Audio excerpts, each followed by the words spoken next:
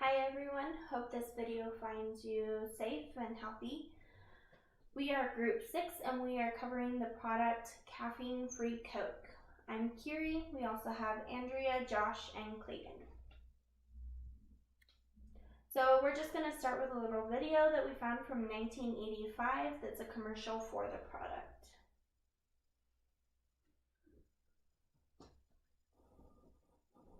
It's got my favorite colors and gold, and I like to drink it when it's very cold. Mom got it for me, 'cause it's caffeine free. I don't even know what that means. Well, I don't care if it's caffeine free. Don't know it tastes good to me. Well, I don't care if it's caffeine free, but Mom does. Caffeine free Coke, I'm glad Mom gets it for me. So I thought that was just a really cute little commercial that really showed their segment of the market that they were trying to reach with this product, which was kids. So a little introduction for the brand Coke itself. It has been around since, it's the second largest beverage company in the world, only behind Anheuser-Busch. It includes many products, including caffeine-free Coke, which was introduced in 1983. And on their website, Coke claims that their mission is innovation in creating consumer-centric brands, which is why we believe that this is perfect for the modern health-conscious consumer, as well as their previous target market, which was kids. You could say that this product was kind of left on the back shelf because it's been around for so long, but its product sales really haven't matched up with where we think it could be. So what we believe that Coke could do a little bit better is utilize the current environment. With all of us being locked down in this pandemic, marketers and consumers both have an interesting marketing experience, which is that we are obviously exposed to so much more because we're just sitting at home, typically watching TV, and ads included in that. Which means that the Coke brand has more access to its consumers and can create a whole new campaign for this brand. They've had many successful campaigns over the years, including the iconic polar bears and most recently the Share a Coke campaign. After that, this could create desire and a call to action to create more product and brand sales in the long run. What we will be covering the situational analysis and company overview, doing a SWOT analysis, IMC Objectives, brand awareness, IMC Market Strategy, market research, and then a short conclusion. Hello everyone, my name is Josh Jacobson, and I'm here to tell you a little bit about Coca-Cola's situational analysis and company overview. So let's get started. Coca-Cola is the second largest beverage company in the world behind Anheuser-Busch, recording $35.4 billion in revenue for 2017. PepsiCo is the only other non-alcoholic soft drink brand that comes anywhere close in comparison to Coca-Cola's enormous market size, making PepsiCo a major competitor. In 1886, the first Coca-Cola drink was created in Atlanta, Georgia by pharmacist Dr. John S. Pemberton with the intention to create medicine, but once combined with carbonated water, it became an instant crowd pleaser. Since then, Coca-Cola has acquired other popular brands such as Minute Maid, Sprite, Fresca, and Fanta to add up to an astonishing 500 plus brands with over 800 drink varieties in the US alone. Coca-Cola's headquarters is located in Atlanta, Georgia, with 9 production centers located through Alabama, Georgia, Louisiana, and Tennessee. The company is currently trying to increase the expansion across the world, and as of now has approximately 10,000 associates with 53 sales and distribution centers, and has tripled in business since 2014. Coca-Cola states, "Our company is founded on 4 values: quality, excellence, integrity, and respect, and claim to follow these values very closely.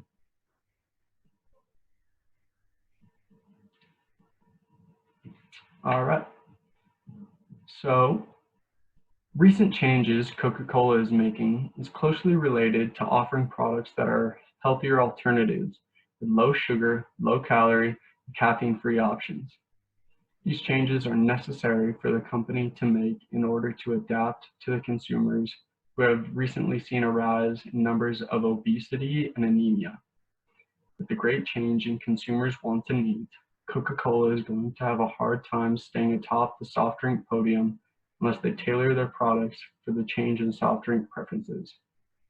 A large problem area for Coca-Cola is the fierce competitors PepsiCo and Nestle that are nipping closely at their heels. Across the world, the population is separated by Coke product consumers that are extremely loyal, and on the other hand, same goes for PepsiCo. Another difficulty that Coca-Cola faces is that they still lack market presence in many countries despite the popularity that they have gained across the rest of the countries around the world. Africa is one of the locations in particular that Coca-Cola has a difficult experience trying to establish demand. Coca-Cola does not only struggle with long-distance transportation of products to Africa, it is unable to create demand because it is not considered essential for nourishment. This imposes a large threat on Coca-Cola and is the motivation behind the innovation and growth for the company around the world. With Coca-Cola being as large of a company as it is, they must be doing something right. In order to become the largest non-alcoholic soft drink company in the world, they have done a great job with targeting specific demographics and using market segmentation. For Coke, segmentation helps define the appropriate products for specific customer groups. The demographics they mainly focus on are individuals under 24, Hispanic, and with an income under $20,000, with no college education and no children. Although these are just some of the main demographics that Coca-Cola focuses on, there are many others, but they are not as much of a focal point. I can assume that the demographics for caffeine-free Coke are very similar, except that they are targeted mostly for younger individuals under the age of 16 who probably don't consume caffeine often. A large portion of caffeine-free Coke users are pregnant women who are unable to consume caffeine during the time of gestation, making pregnant women a largely targeted demographic. For Coca-Cola, the major focus was on increasing the amount of sales volume in emerging markets in order to increase customer domain and build a strong foundation for the future. Thank you. Hi, my name is Clayton, and I'm going to go over the SWOT analysis for caffeine-free Coke. And the SWOT analysis broken down is just 4 different principles, and those are strengths, weaknesses, opportunities, and threats for a different product. So starting off with the strengths, caffeine-free Coke is a more health-conscious option than regular Coke, and this is because it obviously doesn't have caffeine, so consumers don't have to experience all those negative side effects. The second strength is brand image. Its parent company, Coca-Cola, has a very strong brand image that can be used to market and sell caffeine-free Coke better than other competitors due to consumers knowing and trusting the brand very well. A third strength of caffeine-free Coke is Coca-Cola's global appeal. They have 105 office locations in 44 different countries, and this is an advantage for more niche products like caffeine-free Coke to help reach a more diverse audience. And then the final strength of caffeine-free Coke there are multiple variants of it, and this is good for consumers who prefer a specific flavor of Coke, but they also want the caffeine-free benefits. Alright, so now going into the weaknesses for caffeine-free Coke. A lot of consumers say there's a different taste, even though they say they use the same formula. consumers who really know the brand can taste the difference, and most of them don't prefer the caffeine-free Coke flavor. And then the second weakness for caffeine-free Coke is Coca-Cola had a bit of a change in focus over the past several years.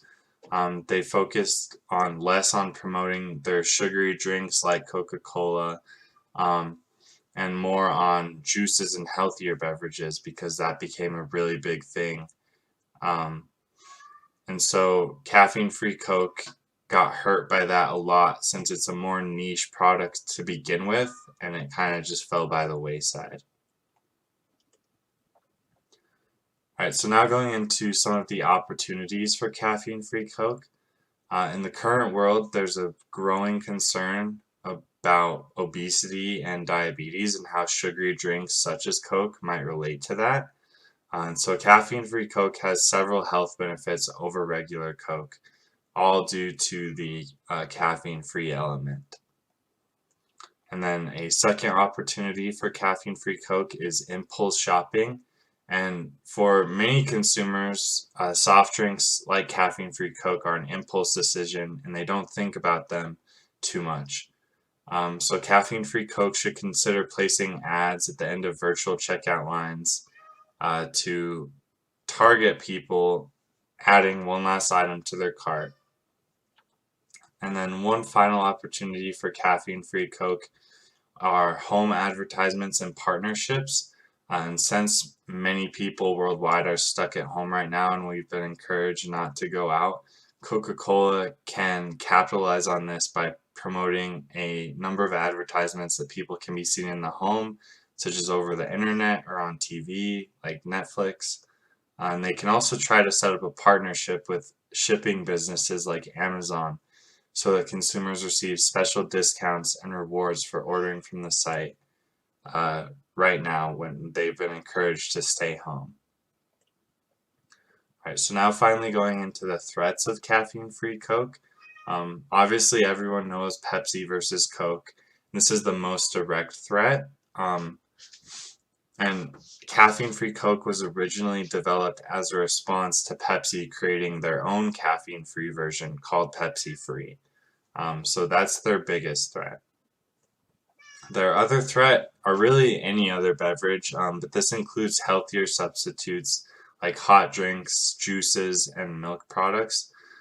Because people are more health conscious right now, and because there is a growing concern about the relation between sugary drinks and diseases like diabetes and obesity, many people are opting to forego them for these healthier options. Alright, so now just a quick summary. Based on these four elements, caffeine-free Coke should market their product further by partnering with shipping companies and offering unique discounts and deals during this time.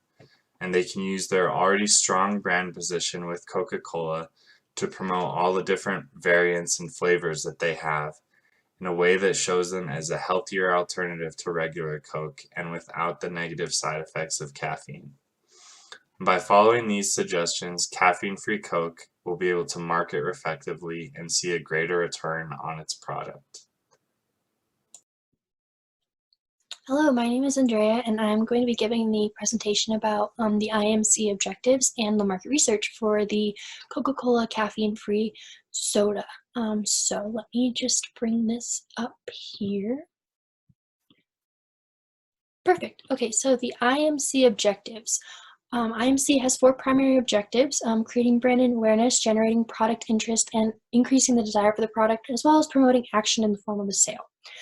So I'll be going a little bit more in deeper how Coca-Cola has primarily done this and how they can work on doing this with the caffeine-free Coke. Okay, so brand awareness. So obviously Coca-Cola is very recognizable. Estimately 7 billion people recognize Coca-Cola as a brand. That's roughly 94% of Earth's population. I believe this is where Coca-Cola caffeine-free is fairly lacking.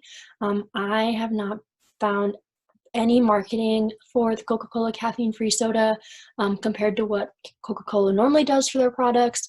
And there seems to be little to no advertising about the Cola caffeine-free soda. So because of this, there is no demand or awareness about this product. To be honest, I really didn't even know that caffeine-free Coke existed before we got it as a product item for this project. So one thing that I did want to note, though, is that Coca-Cola, like the rest of the products, have decided to continue with the traditional Coca-Cola red and use this gold-like color to differentiate it from the regular Coca-Cola products and caffeine-free. And the gold color is kind of like what you see us using in the background of our presentation. So yeah, there's that little tidbit. So generating product interest. So one thing that I found about that Coca-Cola really does is they start these campaigns. One of the most successful ones that I have seen is the Share Coke campaign. Basically, Coca-Cola took all of their bottles, all of their cans, wrote Share Coke with, and then they did just like basically everyone's name. So it was like Share Coke with Andrea, and then you could take that Coke and it could be your own personalized Coke, or you could actually, like, someone could buy it for me and like actually share Coke with me. The Wall Street Journal reported that more than 125,000 social media posts referenced the Share Coke campaign between June and July of 2014. They also said that 12% of online conversations about Coca-Cola in that time was attributed to the campaign, and over 353,000 virtual bottles had been shared via Coke's campaign-specific website. I think because this campaign was such a success, they could turn this in to the Coca-Cola free campaign and just be like, here's a Coca-Cola free Coke, go ahead and share it with whoever. Share it with, someone who needs it, or however this campaign did it, that's what they could do. And that might raise awareness and raise, brand awareness and product interest for this product. So what made this campaign so successful? It appealed to the individual consumer with the specific names. It allowed Coke to be flexible with the narrative of their campaign. The individual names were such a success that it led to Coke using different sayings on their bottles. Just a couple that I found on the internet were Share Coke with someone who needs it, Share Coke with a Pepsi, just these like cute little fun tags that they've now moved from names into these little sayings. So, maybe over time with the Coke caffeine free, they could start with the names just like they did with this campaign and move into the little sayings that we have down below. So that's cool. Generating product interest, again, they had another really successful campaign. This one was a little bit before the Share Coke campaign time. It was in 1993, was one of the ads was titled Northern Lights, and this is the ad that people really attribute when Coca-Cola became synonymous with polar bears. And so basically the ad was the camera showed a polar bear walking towards another group of polar bears. They sat down, the Northern Lights started, and they all popped open a Coke, drank it, and it was like always refreshing or always cool, always with Coke, or something like that. That was their tagline. So this ad was a success because it was the first time that Coca-Cola had ventured into the world of computer animation. Before this, a lot of people had been doing like hand-drawn animation, and this was really when the world started to accept computer animation. This technology was really new at the time, and they had never done an ad like this before. And then from this point on, computer animation ads really elevated Coca-Cola and helped their advertising reach new heights. Caffeine-free Coke, in this setting, like I said, we don't really see a whole lot of advertising for caffeine-free Coke. So this is another, maybe they can pull the polar bears or something and do something really nostalgic for the company and put this new product with it and see how people react, having that nostalgic feeling with the polar bears and having this really deep connection with the polar bears and seeing how that affects these sales with the Coca-Cola free or caffeine free Coca-Cola. So increasing desire for the product. Coca-Cola is known worldwide and is arguably one of the most popular soft drink brands. Coca-Cola caffeine-free can use this notable recognition to promote the advantages of this type of soft drink. Advantages include healthier, it doesn't lead to as many like health disadvantages. Like Clayton addressed in his SWOT analysis, the world's population is more concerned with their health, and caffeine-free Coke is presenting several advantages over regular Coke products. So this is something that I think Coca-Cola can really use to their advantage, especially, trying to market to that audience that is really conscious about their health and trying to make sure that they are healthiest in all possible ways. This is the product for them. So catering to that audience, marketing to that audience can really help, I think, bring awareness to this product and, increase the desire for it. Promoting action in the form of a sale. So again, Coca-Cola, very recognizable, very sought after. In 2019 alone, Coca-Cola's total revenue was estimately $10 billion. But because I couldn't find any advertising, any marketing, anything, any information like that on the product, I couldn't find any information on the sales of this product either.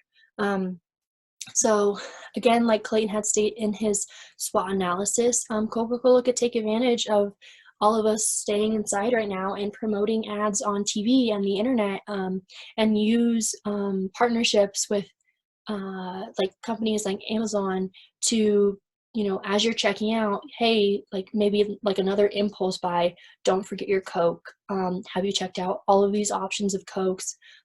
We have caffeine free, we have diet, like all that stuff, to really push the sales of Coke, especially in this time of self-isolation.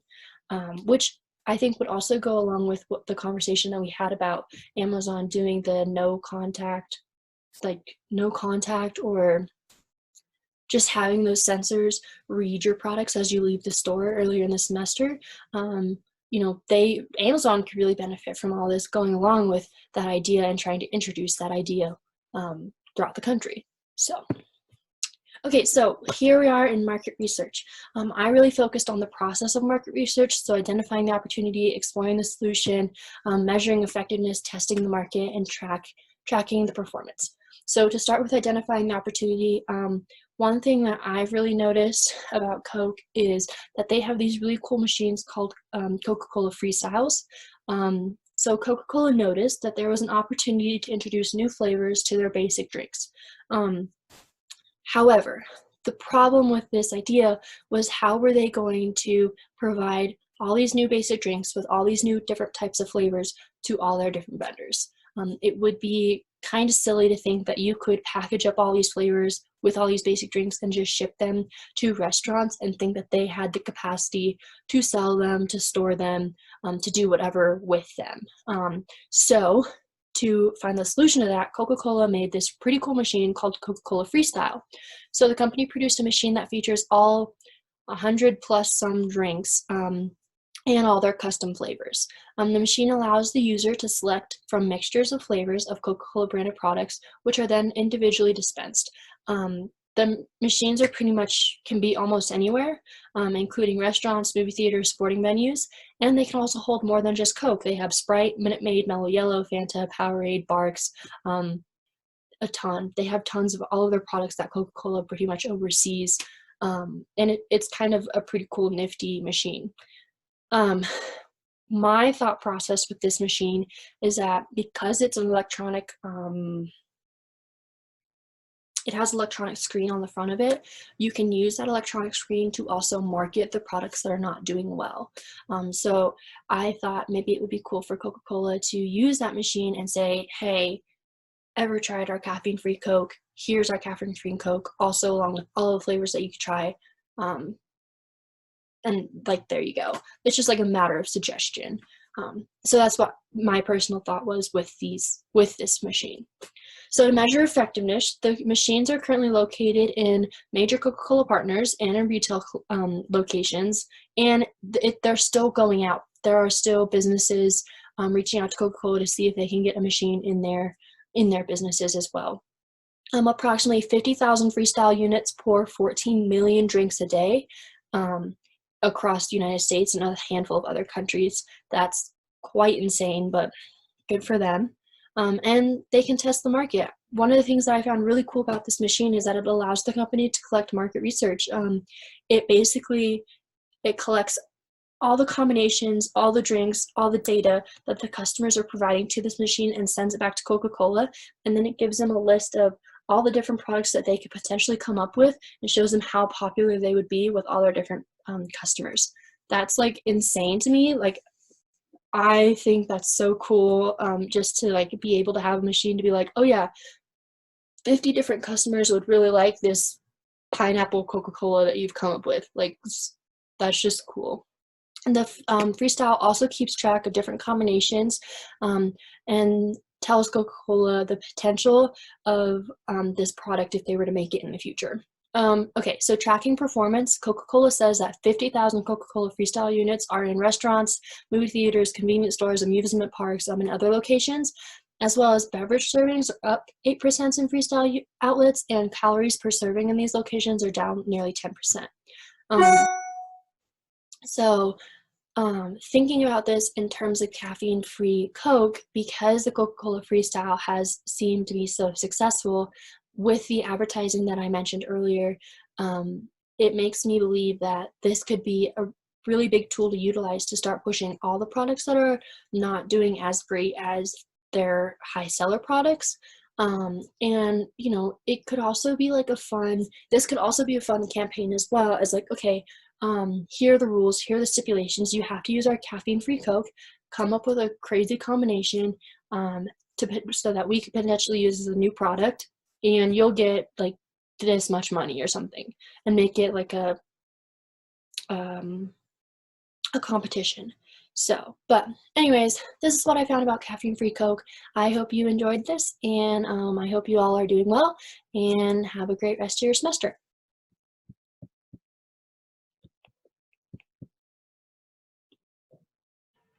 All right, I'm back. I'm here to talk a little bit more about Coca-Cola, but this time about its IMC and market strategy.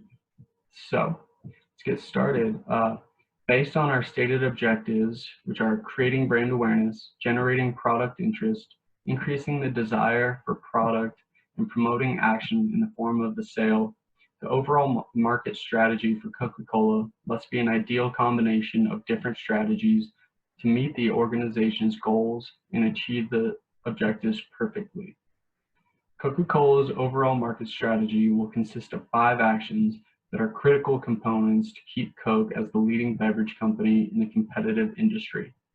5 important aspects to create the perfect market strategy consist of 1. Market segmentation, 2. Brand establishment, 3. Increasing financial efficiency, 4. Increasing process efficiency, and 5. Focusing core competencies. The first component of the market strategy is market segmentation, and this is one of the most important aspects to ensure the goals and objectives are achieved. Market segmentation is used to divide the market into groups that are based on age, location, income, and lifestyle to reach the maximum return. The returns from market segmentation can include many of our objectives, such as increasing brand awareness, generating product interest, and increasing the desire for caffeine-free Coca-Cola. The technique of market segmentation is important to use for creating a strong foundation for emerging and developing markets. The second component of this market strategy is the implementation of brand establishment. The concept of brand establishment is to increase brand recognition, loyalty, and is great for organization expansion. Creating brand establishment is closely related to creating brand awareness and being able to create a relationship and connection with the consumer. Increasing financial efficiency is the next market strategy that will prove to be a critical role in achieving our stated objectives. This component correlates with the objective to promote action in the form of a sale, because the entire basis of increasing financial efficiency is to stimulate maximum returns with the idea of maximum productivity. In order to meet this goal, Coca-Cola has introduced a solution labeled zero-based work. And this concept is when the annual budget is started at zero each year instead of carrying budgets from previous years. The fourth element of the market strategy is to increase process efficiency. Process efficiency is the concept that keeps Coca-Cola ahead of the rest of the companies by preventing disruption during evolving times where demand can fluctuate. The last component of the marketing strategy is focusing on core competencies. Coke's core competencies focus mainly on the ability to manage over 500 brands and continue to expand the range of products, producers, and distributors. The value of enforcing the focus on core competencies is not only to increase brand awareness, but also promote a sense of worth to the consumers.